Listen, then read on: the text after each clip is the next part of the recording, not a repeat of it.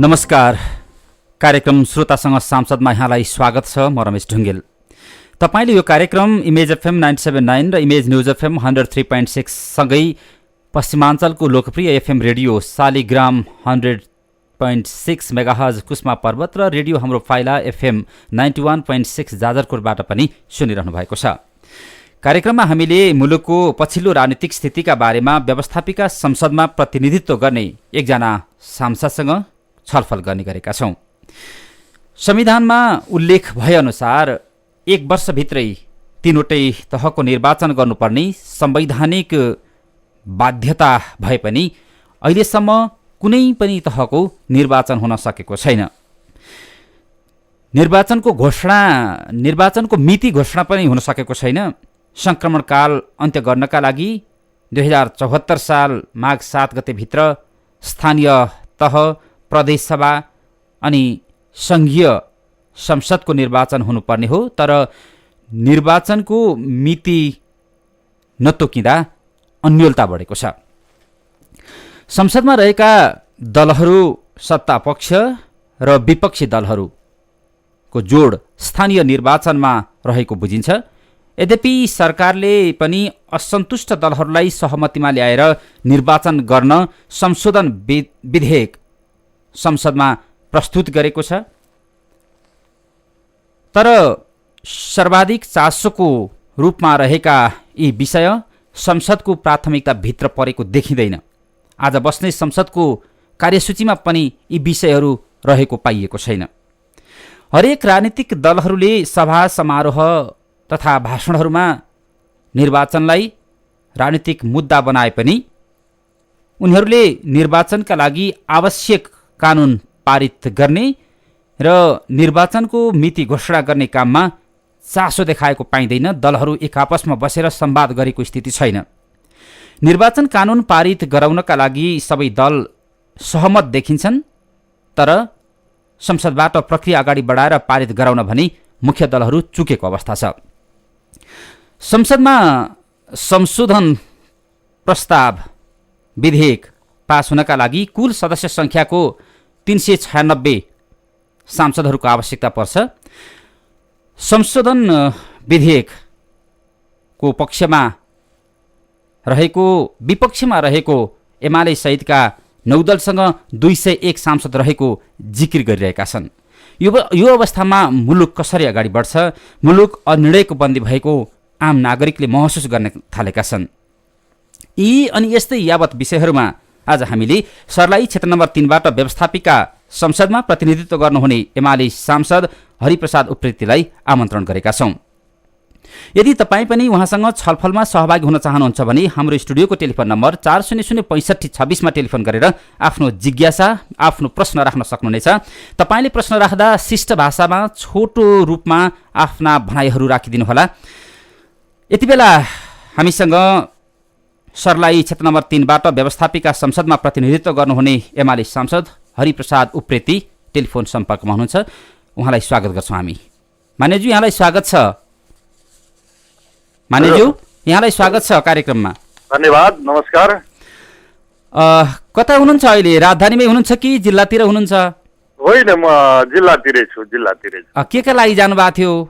पार्टीको कामले जानुभयो, अर्थात् केही प्रोजेक्टहरू बोकेर जानुभयो? आम नागरिकहरूका लागि, जिल्लाका नागरिकहरूका लागि विकासका पोका बोकेर जानुभएको छ? के छ? होइन, अब विभिन्न कार्यक्रमहरू हुन्छ, जनताका विभिन्न किसिमका निम्ताहरू हुन्छन्, निमन्त्रणाहरू हुन्छन् होइन। अनि त्यसमा पनि अनि अब विभिन्न कामहरू क्षेत्रका, जिल्लाका यिनै कामहरू लिएर जिल्लातिर हुनुहुँदो रहेछ। के भन्छन् तपाईँको क्षेत्र, तपाईँको जिल्लाका नागरिकहरू? राजधानीमा चाहिँ निर्वाचनको खुबै हल्ला छ, के छ त्यतातिर? राजधानीमा जुन संसदको निर्वाचन भन्नुभयो न? हजुर, स्थानीय निर्वाचन अत्यन्त आवश्यक छ। स्थानीय निर्वाचन बिना जनतालाई धेरै असुविधा छ। लोकतन्त्रमा जनताले चाहिँ हात लम्काउँदाखेरि राज्यलाई छुन पाउने निकाय भनेको स्थानीय निकाय हो। त्यो नहुँदाखेरि हामीलाई पनि लोड बढेको छ, हामीलाई पनि आफ्नो जिम्मेवारी पुरा गर्नलाई गाह्रो भएको छ। त्यति गाह्रो भएर पनि जनतालाई चाहिँ सेवा र सुविधाबाट धेरै कुराहरूबाट वञ्चित हुनु परेको छ निकाय नभएको कारण, जनताप्रति उत्तरदायी निकाय नभएको कारण। के रहेछ यहाँले के पाउनु भएको छ? निर्वाचनका लागि तयार छन् आम नागरिकहरू जिल्लामा? एकदम तयार छन्। कहिले स्थानीय तहको चुनाव हुन्छ, कहिले आतुर छन् किनभने उहाँहरूसँग धेरै किसिमका पीडाहरू चाहिँ बोकेर हिँड्नु परेको छ, जुन त्यही कारणले पनि हामी बारम्बार चाहिँ अलिकति फुर्सद हुने बित्तिकै जिल्ला आउनुपर्ने कारणहरू पनि त्यही हो। किनभने उहाँहरूले जनप्रतिनिधिलाई खोज्दाखेरि हामी मात्रै भेट्नुहुन्छ।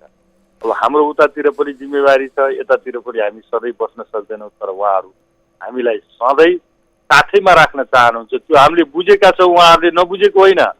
हामीले बुझेका छौँ उहाँहरूले जनप्रतिनिधि, आफूलाई माया गर्ने चाहिँ प्रतिनिधि, आफूले चुनेका प्रतिनिधिहरू आफ्नो आँखा अगाडि चाहनुहुन्छ, त्यो पाइराख्नु भएको छ।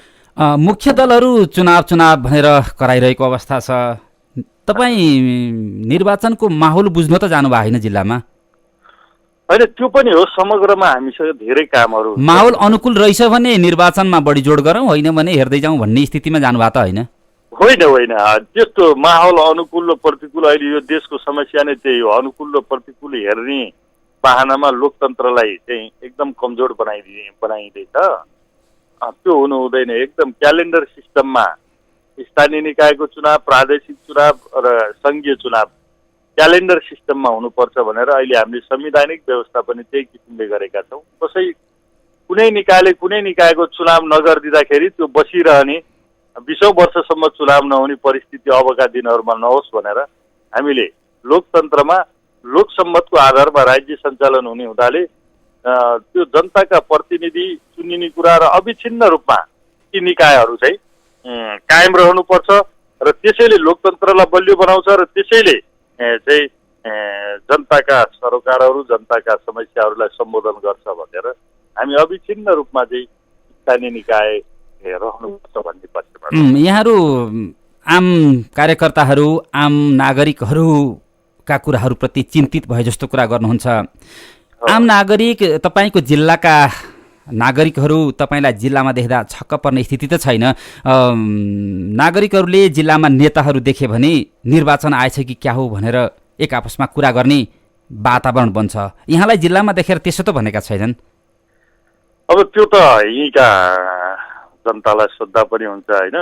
म त भ्यायो भने महिनामा 2-3 चोटिसम्म पनि आइरहेको छु।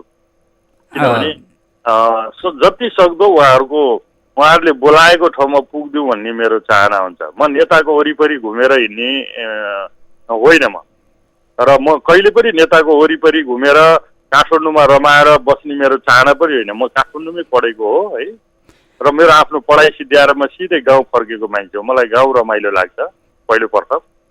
दोस्रो कुरो, मेरो त्यो स्वभाव भएन है, नेताको वरिपरि घुम्दै रमाउँदै र ती रम्ने स्वभाव पनि भएन। म जति सक्दो जनताको वरिपरि घुम्न पाए हुन्थ्यो, र काम गरिदिए बापतमा उसले धन्यवाद भन्न पनि जान्दैन, अलिकति मुसुक्क हाँस्छन्, त्यसबाट आनन्द लिन सिकेको मान्छे हो म। त्यस कारण सोध्नु होला नेताहरूलाई पनि, म नेताहरू कहाँ गाउन्न। म आफ्नो फुर्सद हुने बित्तिकै, अलिकति समय बच्ने बित्तिकै, बैठक स्थगित हुने बित्तिकै म जिल्लै आइपुगेको हुन्छु, क्षेत्रै आइपुगेको हुन्छु। अब आज त बैठक छ, संसद बैठक बस्दैछ। आजको त्यो बैठक मेरो छुट्छ। भत्ता पनि छुट्ने भयो आज? होइन, त्यो भत्ता छुट्ने कुरो भन्दा पनि हाम्रो यो महत्त्वपूर्ण काम यो हो। हामी भूमिकाको आधारमा मात्रै भत्ता आओस् भन्छौँ, र त्यो भत्ताले हाम्रो कामको दायरालाई हेर्ने हो भनेदेखि त्यो भत्ताले हामीलाई केही असर गर्दैन। हामीले आफ्नै घरबाट लगेर खर्च गर्नुपर्ने स्थिति छ। यहाँ कार्यकर्ता मेन पावर, हस्पिटलमा चाहिँ बिरामी भएर गएका मान्छे, मेन पावरबाट ठगिएका मान्छे, विभिन्न किसिमका समस्याहरू लिएर आएका मान्छे, विभिन्न किसिमका गर्दाखेरि ती भत्ता त हाम्रो लागि एकदमै केही पनि त्यसले हामीलाई राहत खाएको छैन। यहाँ कार्यकर्ताको मायाले जिल्लामा हुनुहुन्छ, कार्यकर्ताले माया गर्छन्, बोलाउँछन्, अनि म विशेष गरी जिल्लामै बस्छु भन्नुभयो यहाँले। कार्यकर्तालाई माया गर्ने गरी, कार्यकर्तालाई राम्रो हुने गरी यहाँले के कार्यक्रम लिएर जानुभएको छ जिल्लामा अहिलेसम्म? अब कार्यक्रमहरू विभिन्न छ होइन। अब के कार्यक्रम भन्नु, अब यहाँले जिल्लालाई फाइदा हुने, आम नागरिकलाई फाइदा हुने गरी सामूहिक हिसाबमा कुन चरणका कामहरू, यी कामहरू चाहिँ मैले निर्वाचनबाट आएपछि, जितेर आएपछि कार्यकर्ताहरूका लागि यी काम गरेँ भन्ने उल्लेख गर्ने खालका काम केही गर्नुभयो यहाँले? अब धेरै त्यो लिस्टै चाहिँ मैले प्रस्तुत गर्नुपर्ने हुन्छ गरेका कामहरूको। मैले बताइदिनुहोस् न, 1 2 3 4 गरेर अलिकतिसम्म। मैले चाहिँ के गरेको छु नि, कुनै एउटै कामलाई भन्दा पनि विभिन्न ठाउँमा त्यहाँको आधारभूत जनताले के आवश्यकता महसुस गरेको छ त्यो कुरालाई प्राथमिकता दिने गरेको छु। कहीँ खाने पानी छ भनेदेखि पानीको एकदम दुःख गरेर चाहिँ वर्षदेखि पानी चाहिँ 50-60 हात तलबाट चाहिँ तान्नुपर्ने कुराहरू हुन्छ। त्यस्तो ठाउँहरूमा पानीको काम गरेको छु भनेदेखि, खानेपानीको काम गरेको छु, काहीँ विद्युतीकरण, अधुरा विद्युतीकरणको काम गरेको छु भने, काहीँ सडकको काम गरेको छु भने, काहीँ भत्केका विद्यालयहरू छन् त्यहाँ पढ्नलाई असुविधा छ भने ती विद्यालयलाई अलिकति बढाउने काम, त्यसमा बजेट हाल्ने काम गरेको छु। काहीँ अधिकांश गाविसहरूमा मैले खेलकुद मैदानहरू पनि निर्माण गरेको छु होइन। त्यो चाहिँ एउटा स्वास्थ्यको लागि जरुरी रहेछ। त्यसले गर्दाखेरि चाहिँ एक खेलकुद मैदान बराबर 2 हस्पिटल बराबर 1 खेलकुद मैदान भन्ने अनुसार खेलकुद मैदानहरूलाई पनि मैले प्राथमिकता दिएको छु। त्यसरी समग्रमा मेरो मिश्रित खालको छ। कुनै एउटा काम भन्दा पनि कहाँ के आवश्यकता छ, त्यो स्थानीय रूपमा त्यो जनताको आवश्यकता के हो र उनीहरूको के कामलाई प्राथमिकता दिएको छ त्यो कामलाई बढी। तपाईँ त तराई क्षेत्रको मान्छे, सर्लाहीमा हुनुहुन्छ, जुन क्षेत्र कृषिका लागि उर्वर मानिन्छ, तर तपाईँकै क्षेत्रका किसानहरू उखुको उचित मूल्य नपाएर धुरु रोएको हामीले देखेका छौँ। यो बारेमा यहाँले केही सोच्नुभयो? किन यी वर्षै पछि यो समस्या आइरहन्छ? होइन, अब यो बारेमा अस्ति भर्खर पनि झन्डै 1 महिना हामी धेरै भिड्यौँ। हेर्नु, उखुको उचित मूल्य चाहियो भनेर धेरै कसाकसी, धेरैचोटि उद्योगपतिहरूसँग, त्यसपछि उद्योगपति र मन्त्री स्तरीय उद्योगपति र सचिवहरू, कृषि सचिव, उद्योग सचिवहरूसँग धेरैचोटि बस्ने काम हो र उद्योगपति र किसानहरूको बिचमा, किसानका प्रतिनिधि बिचमा सहमति हुन नसकेपछि दुवै पक्षले सरकारले जे निर्णय गर्छ हामी मान्न तयार छौँ भन्ने परिस्थितिसम्म सिर्जना भएर सरकारलाई जिम्मा दियो र अहिले 531 रुपियाँ 20 पैसा कायम भएको छ। अब त्यसलाई उद्योग पार्टीले चाहिँ अलिकति हामी यसलाई मान्दैनौँ भन्ने किसिमले चाहिँ जानु भएको छ भन्ने मैले सुनेको छु। मन्त्री स्तरीय निर्णय भएको छ र अझै पनि अब म यहाँबाट गएर फेरि मन्त्रीज्यूहरूलाई म भन्छु क्याबिनेटबाट निर्णय गर्नुपर्छ भने पनि क्याबिनेटबाट निर्णय गराऊ।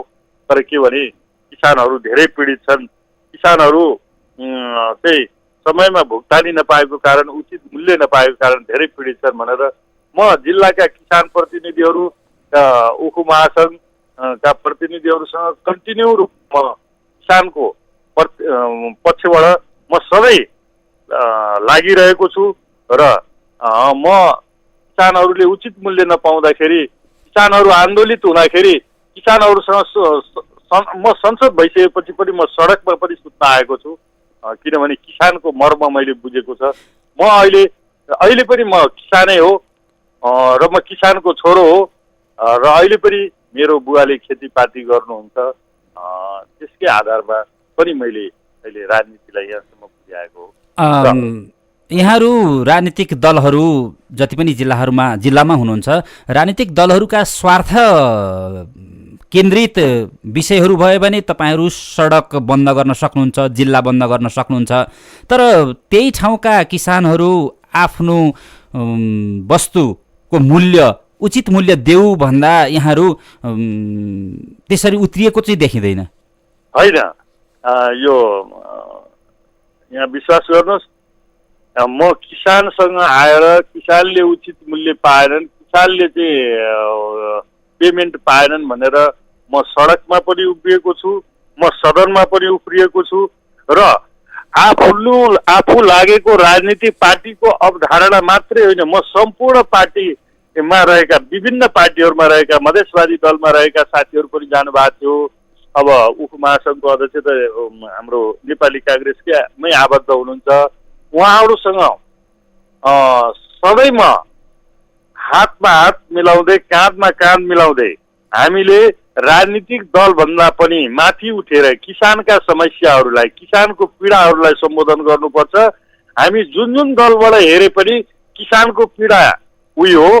त्यसकारण हामीले यसमा दलीय र कसको अग्रसरता भन्दा पनि किसानको समस्यालाई हेर्नुपर्छ। किनभने सुनको थालीमा बसेर 5 स्टार होटेलमा बसेर खाए पनि त्यही किसानले त्यही लङ्गौटी लाएर त्यही 18 घन्टा पसिना चुहाएर त्यही खेतमा पसिनाले भिजाउने किसानहरूले नै उत्पादन गरेको हो। खरको झुप्डीमा बसेर खाए पनि त्यही किसानले नै उत्पादन गरेको हो र यो सृष्टिलाई निरन्तरता दिने नै किसान हो। उसलाई दलीय आधारमा मात्रै हेर्नु, कसको अग्रसरतामा अघि बढ्ने कसको अग्रसरतामा आन्दोलन गर्ने भन्दा पनि किसानलाई माया गर्ने सम्पूर्ण दल सम्पूर्ण प्रतिनिधि समाजसेवी सम्पूर्णले मद्दत गर्नुपर्छ। मधेस केन्द्रित दलका नेताहरू मधेस तथा तराईलाई विभेद गरिएको छ, मधेस तराई विकासमा पछि परेको छ, दोस्रो दर्जाको नागरिकको व्यवहार गरिन्छ यहाँका नागरिकलाई भन्ने गर्छन्। यहाँलाई पनि त्यस्तै लाग्छ? त्यस्तै छ तराईको अवस्था? अब हेर्नुहोस्, पहिलो प्रथम त देशै गरिब छ, देशै बिग्रिएको अवस्था छ। त्यसमा पनि हिजोको अवस्थामा अलि उपेक्षित वर्गहरू यहाँ धेरै छन्। आधारभूत वर्गहरू, सीमान्तकृत वर्गहरू, अल्पसङ्ख्यक वर्गहरू, दलित वर्गहरू यहाँ उपेक्षित छ। त्यो वर्गहरूलाई उठाउनु पनि जरुरी हुन्छ। हिजोका दिनहरूमा विभेद थियो भनेरै लोकतन्त्र ल्याएको हो है। अब त्यो विभेदलाई हामीले चाहिँ कम गर्ने वातावरण, विभेदको खाडललाई पुर्ने काम हामीले निरन्तर रूपमा गर्नुपर्छ। त्यतिखेर मात्रै लोकतन्त्र बलियो हुन्छ। हामी कुराकानी गर्दैछौँ, अहिले चर्चा निर्वाचनको छ, सबै दलहरू निर्वाचनका कुराहरू गरिरहेका छन्। आज माघ 7 गते ठ्याक्कै 1 वर्ष अब बाँकी छ। माघ 7 गतेभित्र संविधानले निर्दिष्ट गरेको समयसीमाभित्र निर्वाचन हुन सकेन, तीनवटै तहको निर्वाचन हुन सकेन भने मुलुक सङ्कटतर्फ जान्छ, मुलुकमा संवैधानिक सङ्कट उत्पन्न हुन्छ। यो अवस्थामा मङ्सिर 7 भित्र भनौँ माघ 7 भित्र निर्वाचन हुने सम्भावना देख्नुहुन्छ यहाँले त्यहाँ बसेर? अहिले सम्भावना त एकदमै कमजोर देख्छु म। अनिवार्य चाहिँ छ, किनभने हाम्रो संवैधानिक व्यवस्था नै त्यही किसिमले गरिएको छ र संविधान सभाले पनि त्यही व्यवस्था गरेको छ र यो माघ 7 भित्र सम्पूर्ण चाहिँ तिनटै निकायको चाहिँ निर्वाचन गर्दै संविधानलाई कार्यान्वयन गर्दै र लोकतन्त्रलाई संस्थागत रूपमा बलियो बनाउँदै जाने कुरो नै महत्त्वपूर्ण कुरा हो र त्यो सम्भावना कम देख्छु र यसको अनिवार्य चाहिँ धेरै। सम्भावना चाहिँ कसरी कम देख्नुभयो? अब यो परिस्थिति, यो दलहरू बिचको एक आपसमा जुन मेलमिलाप अहिले के हो भनेदेखि अहिले सरकार प्रतिपक्ष यो त्यो रहनुभन्दा पनि समग्रमा संविधान निर्माणपछि कार्यान्वयनसम्म, त्यसलाई कार्यान्वयन गर्ने अवस्थासम्म मिलेर जाँदाखेरि मिल्नुको विकल्पै छैन यो देश। अहिले जतिसुकै भाषण गरे पनि, जतिसुकै तिक्तता देखाए पनि नमिलिकन यो देशमा केही हुनेवाला छैन। कसका कारणले अहिले यो अवस्था आइरहेछ, यहाँले के बुझ्नु भएको छ? अब यो विभिन्न कारणहरू छन् होइन। जस्तो अब अलिकति नेपाली काङ्ग्रेसको पनि पूर्वाग्रही धारणा देख्छु है। त्यस्तै माओवादीहरूको पनि अलिकति अवसरवादी प्रवृत्ति मैले देखिरहेको छु होइन। एमालेको चाहिँ के देख्नुभयो यहाँले? अब एमालेका पनि अब एमाले त सबै मिलेरै जाउँ, मिलेरै यसलाई कार्यान्वयन गरौँ, संविधान घोषणापछि मिलेरै यसलाई कार्यान्वयन गरौँ भन्ने नै धारणा राखेको। मिलेरै जाउँ भन्नका लागि तराईमा असन्तुष्ट रहेका दलहरूलाई समाहित गरेर निर्वाचनमा जानका लागि सरकारले तयारी गरिरहँदा संशोधन प्रस्ताव जुन प्रस्तुत भएको छ त्यसमा छेकबार एमाले लगाइरहेछ। यही कारणले निर्वाचन हुन गाह्रो छ भन्ने कुराहरू पनि त छ नि। होइन, संशोधन प्रस्ताव पनि त्यो पनि यो छ नि दलहरू बिचको तिक्तताको कारण हो बढी जस्तो लाग्छ। संशोधन प्रस्ताव हामीले चाहिँ कुन कुन कुरामा संशोधन गर्दाखेरि के कुराको कमी कमजोरी छन् ती कुराहरूलाई हटाउँदाखेरि हुन्छ त्यो पनि बसेर सरसल्लाह गरेर जाँदाखेरि हुन्छ। अर्को कुरा संविधान कार्यान्वयनको सिलसिलामा संशोधनको प्रक्रिया, किनभने लोकतान्त्रिक संविधान त परिवर्तनशीलै हुन्छ, त्यो सधैँ परिवर्तनीय नै हुन्छ। तर के भनेदेखि कहाँनेरि ठेस लाग्छ, कहाँनेरि चाहिँ खाल्डो छ, त्यसलाई छल्ने कुराहरू त्यो हिँडेपछि नै थाहा हुन्छ। त्यसकारण कार्यान्वयन गर्ने सिलसिलामा आएका अप्ठ्याराहरू, व्यावहारिक रूपमा परेका कठिनाइहरू त्यसलाई चाहिँ सम्बोधन गर्दाखेरि नै अझै व्यावहारिक होला जस्तो लाग्छ मलाई। एमाले अहिले प्रदेश 5 को विषयलाई लिएर बढी अड्डी लिए जस्तो बुझिन्छ। यो 5 नम्बर प्रदेशको बारेमा अड्डी लिनु जरुरी छ? मेरो चाहिँ अब यो सीमाङ्कनको विषय छ नि। हजुर, यो मैले पहिला पनि सदनमा पनि मैले बोलेको थिएँ। पार्टीको एउटा किसिमको सीमाङ्कनको रेखा कोरिए पनि मैले के भनेको थिएँ भनेदेखि यो हिमालदेखि तराईसम्म 7वटै प्रदेश, हेलो हजुर हजुर, 7वटै प्रदेश हिमालदेखि तराईसम्म हुनुपर्छ र सबै ठाउँको अपनत्व सबैलाई महसुस हुनुपर्छ। आज कुनै नेताले चाहिँ म पहाडलाई छुनै हुँदैन, हिमाललाई छुनै हुँदैन, तराई सग्लो यता बस्नुपर्छ भन्यो भने पनि उकै छोराले अर्को जेनेरेसनले के गर्छ भनेदेखि मलाई त्यो पहाडको हाइड्रो पावरको हिस्सा चाहियो, त्यो जडीबुटीको हिस्सा चाहियो, त्यो हिमालको हिमतालको हिस्सा चाहियो, त्यो पर्यटकीय क्षेत्रको हिस्सा चाहियो भनेर उनकै छोराले पनि फेरि आन्दोलन सुरु गर्छ। मुलुक अस्थिरतातिर जान्छ। यहाँले बुझे जसरी यहाँको पार्टीले चाहिँ बुझिदिएन। हामीले त लिखित रूपमा पनि दिएका हौँ होइन। जस्तो यो 2 नम्बर प्रदेश तराईलाई मात्रै यो राख्ने कुरो पनि ठिक छैन। यो किनभने यो मानवीय साधनको हिसाब किताबले, पर्यटकले हिसाब किताबले, ऊर्जाका हिसाब किताबले सबै कुराले कमजोर छ। यसलाई पनि पहाडसम्म जोड्नुपर्छ, यसलाई पनि हाइड्रो पावरसम्म जोड्नुपर्छ। यो उखु र धानको आम्दानी भन्दा एउटा हाइड्रो पावरको आम्दानी धेरै हुन्छ। त्योबाट तराईका जनतालाई पनि वञ्चित राखिनु हुँदैन, किनभने भोलि फेरि त्यसले एक किसिमको विभेद महसुस गर्छ र विभेदले विद्रोह जन्माउन सक्छ। त्यसकारण हामीले यो 7वटा प्रदेश बनाउँछौँ भने पनि त्यो हिमालदेखि तराईसम्म हुनुपर्छ। कोही कुनै ठाउँको चाहिँ को पनि उपेक्षित हुनु हुँदैन र सबैले अपनत्व महसुस गर्न सक्नुपर्छ। अझै मैले के भनेको थिएँ नि, 5 विकास क्षेत्र छ नि, त्यो 5 विकास क्षेत्र पनि महेन्द्रले बनाएको होइन। त्यो चाहिँ कस्तो हो भनेदेखि टोनी हेगन, विश्व प्रसिद्ध भूगर्भविद टोनी हेगन, न्युजिल्यान्डका टोनी हेगन थिए भने त्यसमा डाक्टर हर्क गुरुङ लगायत 19 जना भूगर्भविदहरूको एउटा आयोग मार्फत त्यो आएको हो। र त्यो अनुसार हामीले त्यहाँ सडकहरू पुर्याउन सकेनौँ, सेवा सुविधाहरू पुर्याउन सकेनौँ, हस्पिटलहरू पुर्याउन सकेनौँ, कार्यालयहरू पुर्याउन सकेनौँ। त्यसका कारण त्यो अलिकति उपेक्षित भयो। यहाँले भन्न खोज्नु भएको विज्ञ बिना नै प्रदेशहरू विभाजन गरिए, प्रदेशहरू बाँडिए, त्यसकारण पनि यी समस्याहरू आइरहेछन् भन्न खोज्नुभयो? हजुर हजुर, यहाँको भनाइ विज्ञ बिना नै प्रदेशहरूको निर्माण गरियो। जसरी पहिला विज्ञहरू डाकेर विज्ञहरूको सुझाव अनुसार 5 प्रदेशमा त्यति बेला मुलुकलाई 5 क्षेत्रमा बाँडियो। तर अहिले प्रदेश विभाजन गर्दा विज्ञ सम्मिलित आयोग बनेन, विज्ञहरूको सल्लाह बिना नै यो विभाजन भएको हुनाले चाहिँ यी समस्याहरू अहिले आइरहेछन् भन्न खोज्नुभयो यहाँले? एकदम मैले भन्न खोजेँ नि, त्यो विज्ञहरूलाई पनि राख्ने विज्ञहरू नै हो राजनीति गर्ने व्यक्ति विज्ञ हुन्छन् भन्ने छैनन्। के भूगर्भविदको विषयमा के थाहा छ राजनीति गर्ने व्यक्तिलाई? त्यो जम्मैलाई त्यो उचालेको भरमा, जम्मै जातलाई चाहिँ उचालेको भरमा चाहिँ राज्य दिन्छु भने भरमा यहाँ समस्या समाधान हुन सक्छ? विज्ञहरू भनेको के हो भने ती सबै कुरालाई समेटेर मैले भनेको 5 को ठाउँमा 7 होस् न, तर हिमालदेखि तराईसम्म होस्।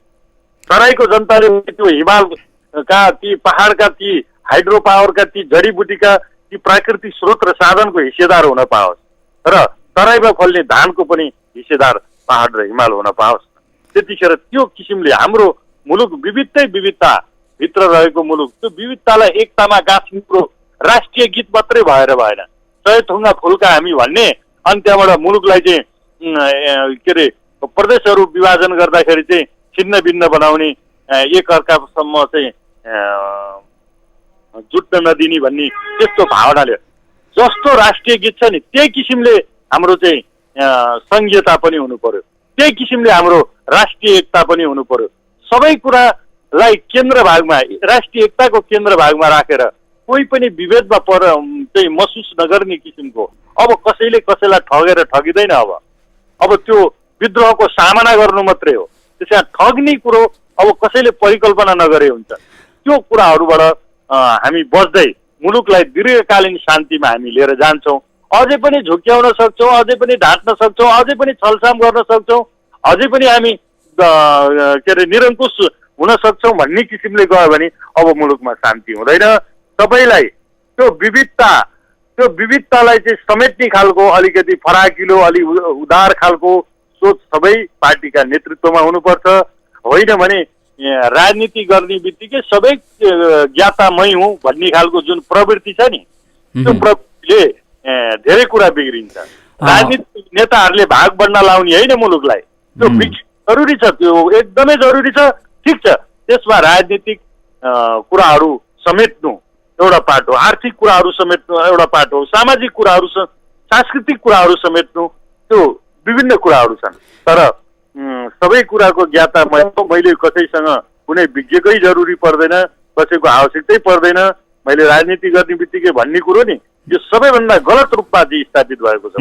हामी इमेज एफएम 97.9 र इमेज न्युज एफएम 103.6 सँगै पश्चिमाञ्चलको लोकप्रिय FM radio Shaligram 100.6 megahertz Kusma पर्वत र रेडियो हाम्रो पाइला एफएम 91.6 जाजरकोटबाट पनि बोलिरहेका छौँ। आज हामीले कार्यक्रममा सर्लाही क्षेत्र नम्बर 3 बाट व्यवस्थापिका संसदमा प्रतिनिधित्व गर्नुहुने एमाले सांसद हरिप्रसाद उप्रेतीलाई आमन्त्रण गरेका छौँ र उहाँसँग कुराकानी गरिरहेका छौँ। यदि श्रोता तपाईँ पनि उहाँसँग आफ्ना विचार, आफ्ना जिज्ञासाहरू राख्न चाहनुहुन्छ भने हाम्रो स्टुडियोको टेलिफोन नम्बर 40065626 आफ्ना जिज्ञासाहरू राख्न सक्नुहुनेछ। यति बेला कोही श्रोता हुनुहुन्छ टेलिफोन सम्पर्कमा, उहाँलाई स्वागत गर्छौँ। को बोल्दै हुनुहुन्छ, कहाँबाट? नमस्कार, म श्याम पौडेल, इटरी सुनसरी। यहाँले मान्यज्यूसँग आफ्ना विचार, आफ्नो प्रश्न राख्न सक्नुहुन्छ। म संसदजी नमस्कार। नमस्कार। म के प्रश्न गर्न चाहन्छु भन्दाखेरि तपाईँहरूले धेरै गफ गर्नुहुन्छ, कोही गफ गर्नुहुन्छ। हाम्रो गफ गर्दाखेरि तपाईँका भूकम्प पीडितका भोको नाङ्गो भएको कहिले पनि भरिँदैनन्। तपाईँले चाहिँ गफै गरेर छोडेर चाहिँ देश विकास गर्न चाहन्छ, जनताको रोजगारी गर्न चाहनुहुन्छ, जनतालाई शिक्षा दिन चाहनुहुन्छ भने ती हाम्रा कलाकार स्रष्टा छ नि दुर्मिश्र सुन्तली हो, उनीहरूसँग 6 महिनाको कोर्स एकपल्ट गरेर प्रश्न गरे। धन्यवाद मान्यज्यू। हजुर जवाफ दिनु होला। होइन, उहाँका कुराहरू पनि धेरै सत्य छन् है। उहाँले मलाई जुन भनिरहनु भएको छ नि त्यो समग्र अहिलेको परिस्थिति, अहिलेको नेतृत्वहरूको, सरकारमा बस्नेहरूको यो रुष्टताको अभिव्यक्ति हो र त्यो गफमा नभुलिएरै म क्षेत्रतिर छु है। अब म क्षेत्रतिर आउनु, जनताका समस्याहरूलाई सम्बोधन गर्नुको मतलब नै म त्यो गफमा नभुलिएर आएको हुँ र धेरै कमी कमजोरी छन् जसको परिणाम जनताले भोगिराखेका छन्। अब काम गर्न नदिने, एकले अर्कोलाई राम्रा काम अथवा नराम्रा काममा सहयोग गर्ने र नराम्रा कामहरूमा रोक्नुपर्ने ठाउँमा चाहिँ यो चाहिँ एउटा पूर्वाग्रही ढङ्गले राम्रा काम गर्दा गर्दै पनि त्यहाँ वातावरण नदिने, अनि चाहिँ कार्यकारीहरू परिवर्तन गर्नुपर्ने, राम्रो मान्छे भन्दा पनि हाम्रो मान्छे भन्ने कुराले त्यहाँ राख्नुपर्ने, यी कुराहरूले मान्यज्यू इच्छा शक्ति भयो भने त काम गर्न केले रोक्दैन नि त। इच्छा टाङ्ग्रिरहेका छन् है। यो वास्तवमै यो हाम्रो चाहिँ यो राजनीतिक संस्कार एकदम गलत ढङ्गले गएको छ। म यो दल ऊ दल भनेर म भन्दिनँ। हाम्रो एकदमै राजनीतिक उहाँको आशय राजनीतिक दलहरूमा मान्यज्यू हजुर राजनीतिक दलहरूमा इच्छा शक्ति भइदियो भने नेपाल सुन्दर बन्छ, सुनौलो बन्छ, विकासका लागि धेरै समय पनि लाग्दैन। जुन उदाहरण उहाँले दिनुभयो धुर्मुस सुन्तलीको कामको कुरा, तपाईँहरू 601 को हिसाब गर्नुहोस् र 2 जनाको हिसाब गर्नुहोस्, 2 जनाको काम राष्ट्रले चर्चा गर्नुपर्ने विषय बन्यो। 601 को कुरा चाहिँ सधैँ गाली गर्नुपर्ने, सधैँ कराइरहनु पर्ने विषय बन्यो। यी कुराहरूलाई पनि यहाँले बुझिदिनु होला। कोही श्रोता हुनुहुन्छ टेलिफोन सम्पर्कमा? को बोल्दै हुनुहुन्छ, कहाँबाट? म सप्तरीबाट हरेकृष्ण भगत बोल्दैछु। भन्नुहोस्, यहाँको प्रश्न के छ? मेरो प्रश्न के छ भने नि मान्यजीलाई एमाले पार्टीको कुराको विषयमा दुईवटा कुरा भन्न चाहन्छु। छोटोमा भन्नु होला। छोटैमा भन्छु। त कुरा के भयो भने कि देश र प्रदेशमा पहिला यो एमालेका नेताहरूले बुझ्नु पर्यो। देशकालाई भन्छ, प्रदेशकालाई भन्छ। हिमाल पहाड तराई मिल्नै पर्छ त भनेपछि देशलाई देश मात्र हिमाल पहाड तराई मिलेकै छ। प्रदेश भनेको कुरा एउटा व्यक्ति समूह विशेष फलानो चिजको उत्थानको लागि, लोकल डेभलपमेन्टको लागि, लोकल विस्तारको लागि गर्नुपर्छ। यो ओलीजीले सही जुन गर्नुभएको छ अहिले 5 नम्बर क्षेत्रको जुन वितरण भएको छ त्यसमा ओलीजीको सहीलाई ओलीजीले बिर्सिनु हुँदैन। दोस्रो कुरा के छ भने प्रदेशको कुरामा पार्ट मिलेर प्रदेश बनेको हुन्छ र त्यसमा जो रटान जुन लगाउनु भएको छ एमालेहरूले कि महेन्द्रवादी पद, त्यो चाहिँ बिर्सनुपर्छ मेरो भनाइ। धन्यवाद। मानेज्यू हजुर जवाफ दिनु होला। एकदम उहाँ सप्तरीको हुनुहुँदो रहेछ, उहाँले प्रश्न गर्नुभयो, यसको लागि धन्यवाद। होइन, नाम चाहिँ मैले अलिक आवाज पनि कम। हरे कृष्ण भन्नुभयो उहाँले। हरे कृष्ण धन्यवाद हरे कृष्णजी। होइन, मेरो भनाइ के हो भनेदेखि दीर्घकालीन शान्तिको लागि सबै ठाउँमा अपनत्व हुनुपर्छ भन्ने हो। यहाँकै सप्तरीकै हाम्रा नेता उपेन्द्र यादवले, अब यहाँ कुन दलमा आबद्ध हुनुहुन्छ मलाई थाहा भएन, उहाँले पनि के भन्नुभयो भनेदेखि जनकपुरको भेटीले अहिले नै सुरुवातमै जनकपुरको भेटीले हाम्रो प्रदेश चल्न सक्दैन, त्यसको लागि अरू चिजहरू पनि चाहिन्छ भन्नुको के हो। होइन, उहाँहरूले पनि बुझेको त छ नि। भने मतलब ती हाइड्रो पावरहरू, ती हिमालसम्मको प्राकृतिक स्रोत र साधनको चाहिँ आम्दानी पनि चाहियो भन्न खोज्नु भएको हो नि। त्यो आज उहाँले बोल्नुभयो, त्यो दोस्रो पुस्तामा अझै त्यो गाडा रङले एकदम विद्रोहको रूपमा त्यो प्रस्तुत हुन सक्छ। त्यस कारण लोकल डेभलपमेन्टकै लागि भने मतलब प्रदेश भने जनताले चाहिँ आफ्नो प्रदेशलाई आफ्नो चाहिँ लोकल डेभलपमेन्ट गर्नको लागि सजिलो होस् भन्ने हिसाब किताबले नै त्यो प्रदेशको चाहिँ सिर्जना भएको हो। त्यसैले त्यो प्रदेशलाई हामीले यो मुलुक सुहाउँदो प्रदेश निर्माण गर्न सक्यौँ भनेदेखि, यो विविधतालाई एकतामा गाँच्ने खालको प्रदेश निर्माण गर्न सक्यौँ भनेदेखि त्यो नै राम्रो हुन्छ।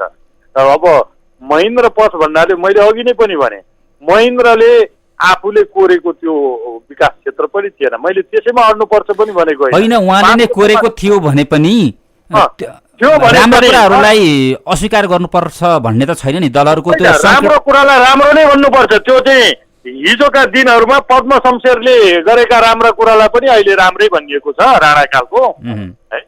देव शमशेरले गरेका कुराहरूलाई पनि राम्रै भन्नुपर्छ।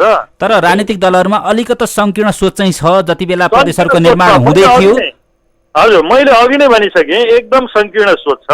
त्यो संकीर्णताले हामीलाई दिन प्रतिदिन हामीलाई चाहिँ फाडलतिर लगिरहेको अवस्था छ। अर्को श्रोता हुनुहुन्छ कोही टेलिफोन सम्पर्कमा? को बोल्दै हुनुहुन्छ, कहाँबाट? हजुर नमस्ते, म गोपाल राई ललितपुरबाट। गोपालजी, यहाँले आफ्नो प्रश्न राख्न सक्नुहुन्छ मान्यज्यूसँग। संसदज्यू नमस्ते। नमस्कार हजुर, नमस्कार।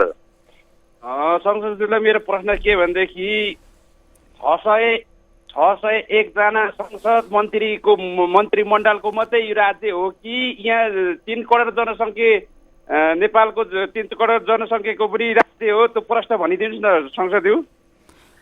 मान्यज्यू यहाँले जवाफ दिनु होला। मान्यज्यू एकदम यो मन्त्री, यो 601 सांसदहरूको मात्रै राज्य नै होइन, यो वास्तविक राज्य भन्ने हो भने नि अझै लोकतन्त्रमा त यो लोकको हो, लोक भनेको जनता हो, जनताको राज्य हो। तर विडम्बना यहाँ चाहिँ त्यो अनुभूति गर्न जनताले पाएको छैन, लोकतन्त्रमा लोकले पाएको छैन। त्यो मलाई पनि खड्किएको छ। अब यसलाई अब प्रक्रियागत रूपमा लिएर गएर चाहिँ जनताको राज्य यो 3 करोड जनताको राज्य भन्ने बनाउनु पर्छ। त्यसको लागि आफ्नो ठाउँबाट सबैको भूमिकाको जरुरी छ र आफ्ना ठाउँबाट निर्वाचित भएका प्रतिनिधिलाई आफ्नो ठाउँमा जनताको राज्य हो भन्ने किसिमको भूमिका खेल्नको लागि यहाँहरूले पनि प्रेसर गर्नुपर्छ र जनताको आवाज, लोकसम्मतको आवाज, लोकले चाहेको कुरालाई चाहिँ त्यहाँ प्रतिनिधित्व गर्नु पर्यो। यो जुङ्गाको लडाइँ होइन गरेर यो व्यक्तिगत चाहना, व्यक्तिगत इगो राखेर मुलुकलाई चाहिँ झन्झन जर्जर बनाउँदै लानु भएन। यो सबै दलका शीर्षस्थ नेताहरूलाई र आफ्नो ठाउँबाट निर्वाचित भएका प्रतिनिधि मार्फत यहाँ मलाई पनि सुझाव दिनुभयो, म पनि त्यही ढङ्गले लाग्छु। तर यो ढङ्गले लाग्नु भएन। यहाँको कुरामा म सहमत छु र यो मन्त्री, प्रधानमन्त्री र त्यो 601 को मात्रै राज्य यो होइन। कोही श्रोता हुनुहुन्छ फेरि टेलिफोन सम्पर्कमा, हामी उहाँसँग कुराकानी गर्छौँ। को हुनुहुन्छ, कहाँबाट? नमस्कार, म विष्णुराज पाण्डे क्षेत्रबारीबाट। राख्नु होला विचार। सांसदज्यू। हजुर हजुर हजुर, जय नेपाल। मैले के भन्न खोजेँ भने 63 सालको आन्दोलनमा जनताले चाहेको थियो त मलाई थाहा छैन। त के भन्न खोजेँ, त्यसले 27 सालको संविधानलाई निश्चय गर्यो जनअनुमत बिना नै, जनमत बिना नै। यसकारणले अब अहिलेको सरकारले पनि पुरानै प्रविधि अनुसारको इलेक्सन गर्छु भने चुनाव हुनु त भिन्नै कुरा हो। त्यो चुनाव गर्छु भने प्रतिबद्धता जाहेर गरिरहेको छ। यतातिर तपाईँको पार्टीले पनि चाहिँ उसलाई के भने संवैधानिक राजा ज्ञानेन्द्र अध्यक्षले, राष्ट्रपतिले पनि संवैधानिक राजा ज्ञानेन्द्रलाई चाहिँ बोलाएर चाहिँ बिहामा आश्चर्य गरेर आफूले गरेको गल्तीलाई स्वीकार्नु खोज्नुभयो तपाईँहरूले। राम्रो, धन्यवाद। जवाफ दिनु होला। बिहामा बोलाउने अब निम्तै होइन गर्ने भन्ने, अब यो देशमा अब काहीँ कमजोरीहरू छन् भने काहीँ चाहिँ राम्रा कामहरू पनि भएको छन्। कमजोरीहरूको के अरे स्वप्न खोजेको भन्दा पनि एक किसिमको के भने कसैलाई एकदमै विभेद गरेर एकदमै चाहिँ विद्रोहको भाव राखेर जानु हुँदैन भन्ने नै धारणा होला। अब त्यो कुरोसँग चाहिँ अब त्यति जानकारी पनि भएन। तर के भनेदेखि सबै यहाँ हाम्रो चाहिँ सोचाइ के हो भनेदेखि सबै दलमा रहेका, सबै हिजोका राणाकालमा रहेका राम्रा पक्षलाई पनि हामीले समेट्नुपर्छ, पञ्चायती कालमा चाहिँ रहेका राम्रा पक्षलाई पनि समेट्नुपर्छ र त्यो समेट्दै आएर चाहिँ हामीले लोकतन्त्रमा चाहिँ राम्रा पक्षहरूको चाहिँ एउटा संयोजन गर्दै त्यसलाई समेट्दै लिएर जानुपर्छ भन्ने कुरा हो। र यसमा जनअपेक्षित चाहिँ जनताको अभिमतकै आधारमा राज्य चल्ने हो, जो जसरी जहाँ प्रस्तुत भए पनि, र त्यो आधारमा नै हामी अगाडि बढ्नुपर्छ भन्ने मलाई लाग्छ। मान्यज्यू, यहाँले हामीलाई समय दिनुभयो, समय र विचारका लागि यहाँलाई धेरै धेरै धन्यवाद। हजुर हजुर, म पनि अब यहाँलाई इमेज एफएमलाई यसको उत्तरोत्तर प्रगतिको कामना गर्छु र मलाई पनि यो सबेरै आफ्ना कुराहरू राख्ने, जनताका कुराहरू राख्ने, भनाइहरू राख्ने मौका दिनु, यसलाई धेरै धेरै धन्यवाद दिँदै नमस्कार। धन्यवाद। उहाँ हुनुहुन्थ्यो सर्लाही क्षेत्र नम्बर 3बाट व्यवस्थापिका संसदमा प्रतिनिधित्व गर्नुहुने एमाले सांसद हरिप्रसाद उप्रेती। उहाँसँग आज हामीले मुलुकको समसामयिक राजनीति र उहाँसँग सम्बन्धित क्षेत्रका विकाससँग सम्बन्धित विषयमा रहेर कुराकानी गऱ्यौँ। आजलाई कार्यक्रमको समय सकिएको छ। प्रविधिमा बुकेश र अनिशलाई धन्यवाद भन्दै म रमेश बिदा हुन्छु। इमेज एफएम सुन्दै रहनुहोला। नमस्कार।